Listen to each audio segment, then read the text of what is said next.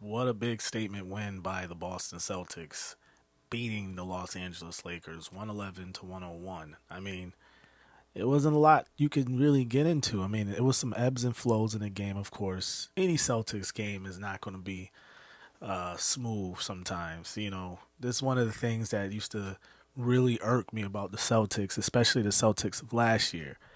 It used to be like, yo, they would just dominate teams, and then they would shoot teams back into games. And this is what they basically did with the Los Angeles Lakers. Well, there's a multitude of things that we need to talk about. First and foremost, Los Angeles Lakers are legit.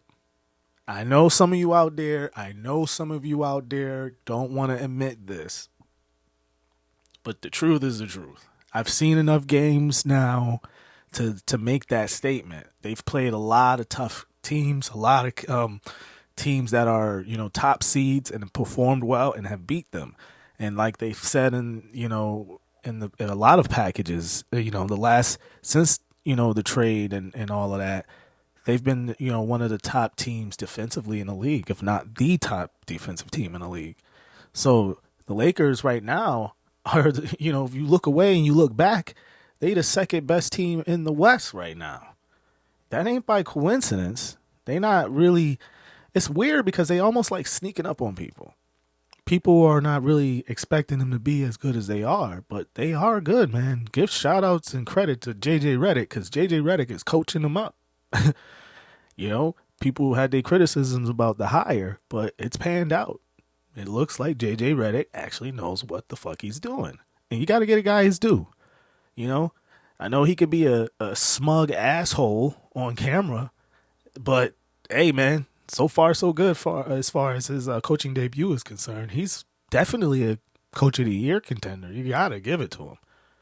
But Lakers, I think the Lakers are a top contender. And I think, back to the Celtics, it was imperative of the Celtics to represent their home court and put a stop to the Lakers' hopes of, giving them hope down the road. Because you never know, man. The Lakers this may have been a preview for the NBA Finals this year.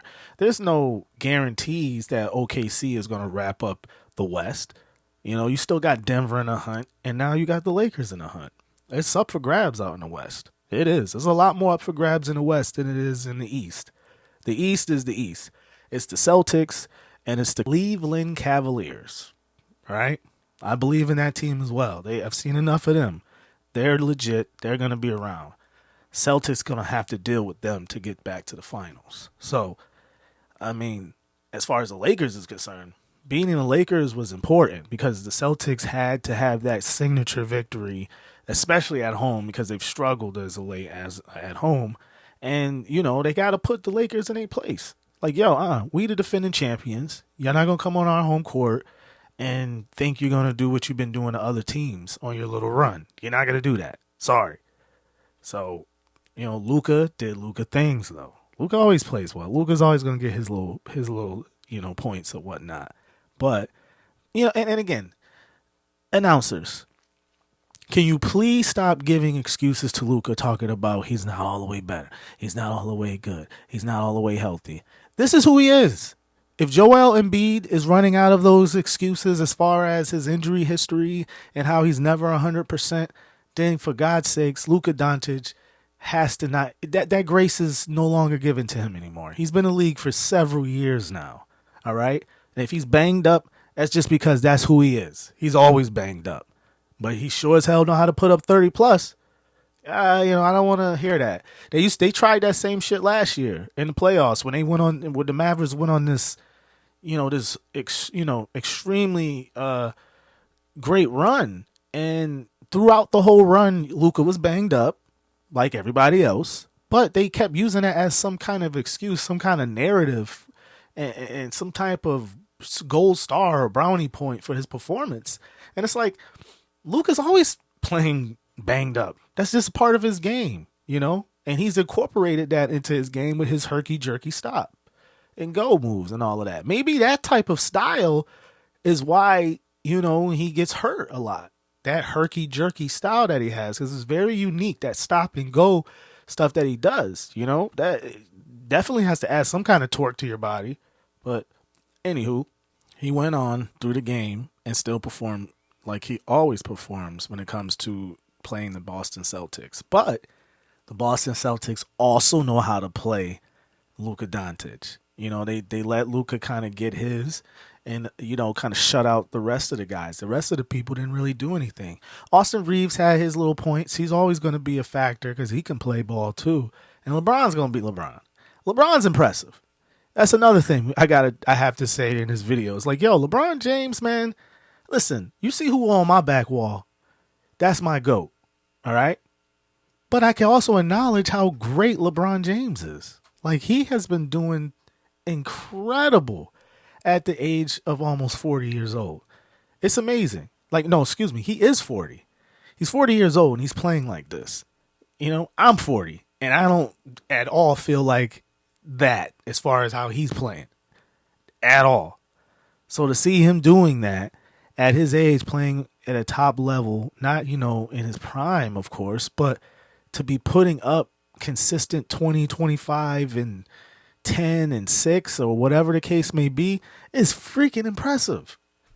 It's impressive. No matter how you dice it, no matter how you like LeBron or not, he's impressive. He's doing something we've never seen done before consistently at this level. It's just, you have to acknowledge it. It's hard not to acknowledge it unless you just don't want to. And all right, I understand that. But, if you love the game, then you love the greatness that comes with it, whether it's your guy or not. And I can acknowledge that with LeBron right now. But yeah, they made their run. Celtics shot them back into the game like they typically do with teams. And they cut it down to 4. They got it all the way. It was like 25 or it was something crazy that they were up at one point against the Lakers. And then they got that shit all the way down to 4 points. It was like 99-95. And then that's when the Celtics buckled back down and started to drive the ball a little more and get to the rack. And Jason Tatum and Jaylen Brown did what they had to do as two of the top stars. They basically outdueled the two top stars of the Lakers with LeBron and Luka. I mean, that's what you're going to do. And it's hard to beat the Celtics if Jaylen Brown and Tatum is going to play at that level, period. So I respect that. And you got to give you got to give Jason Tatum his respect. This was also a gold stamp moment for him as well, as far as him being in the MVP race. I know everybody wants to give it to SGA. I get it. They're playing well, but let's pump the brakes. The Celtics are still the Celtics. And Jason Tatum has elevated his game to another level when he already elevated last year by winning the championship. So the way they won the championship with him playing that power 4 point guard position, it's hard to stop. And that's why he's been so successful. So give shout outs and credit to Jason Tatum. Yo, he's a legit MVP candidate. And I don't think that SGA should just have it all wrapped up as of yet. It all depends on how this year ends. It all depends. So, I think that the Celtics got a real big statement when they needed this win, I think, just to show the rest of the league and the Lakers, like, yo, it's still our championship to lose.